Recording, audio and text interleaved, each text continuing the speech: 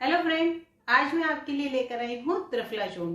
त्रिफला चूर्ण को किस तरीके से बनाया जाता है, किस तरीके से इस्तेमाल किया जाता है और कब इसका इस्तेमाल करना चाहिए और कितने इसके फायदे हैं, तो ये सब मैं आपको विस्तार से बताऊंगी।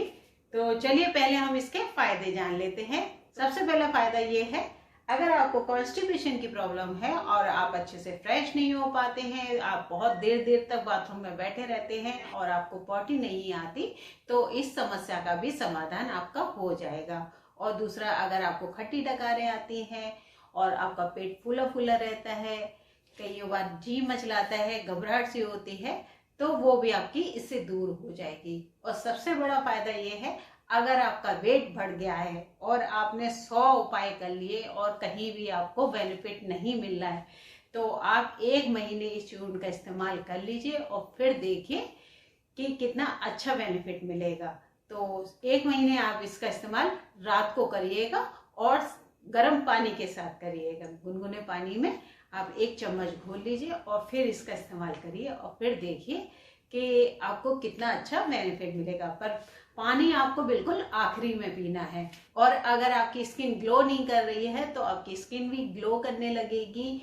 और अगर आपके बाल झड़ रहे हैं तो बाल भी झड़ना बंद हो जाएगा। तो नमस्कार, मैं प्रतिभा आप सबका स्वागत करती हूँ हंगर्स कॉर्नर में। आप भी अगर ये चूर्ण बनाना चाहते हैं और इसका इस्तेमाल करना चाहते हैं तो चलिए मेरे साथ शुरू कीजिए।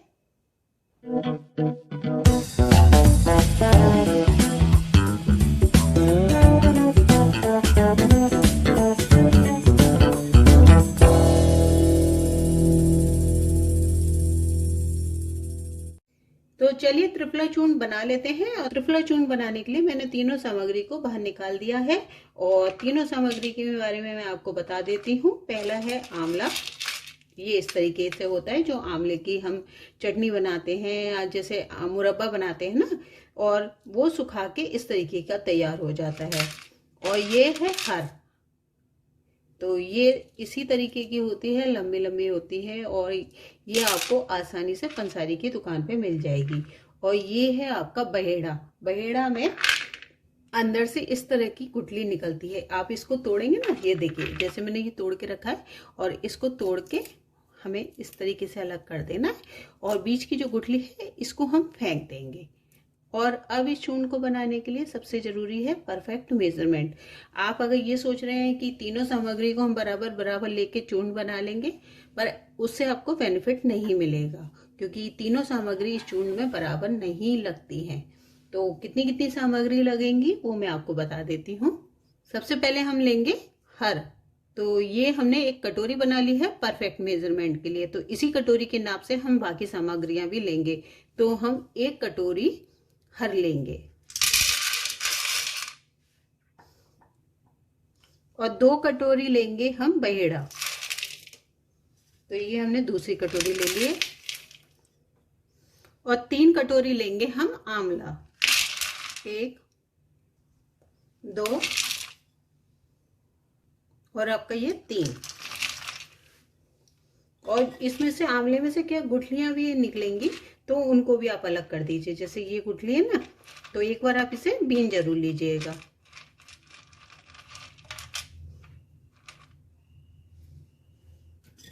ये मैंने अलग कर दी है। और अब इनको आप थोड़ा सुखा लीजिए धूप में।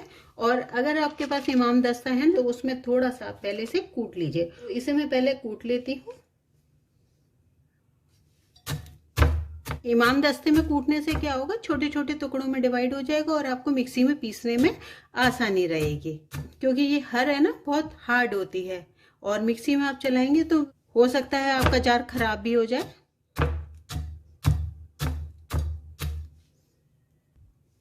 तो ये लीजिए, हमने इमाम दस्ते से कूट लिया है और अब हम इसे मिक्सी में पीस लेंगे। तो इसे मैं मिक्सी में भी पीस लेती हूँ।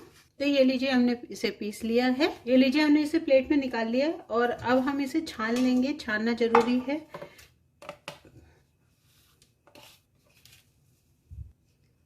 तो ये लीजिए, हमने इसे छान लिया। अब ये है, इसको भी आप दोबारा पीस लीजिएगा।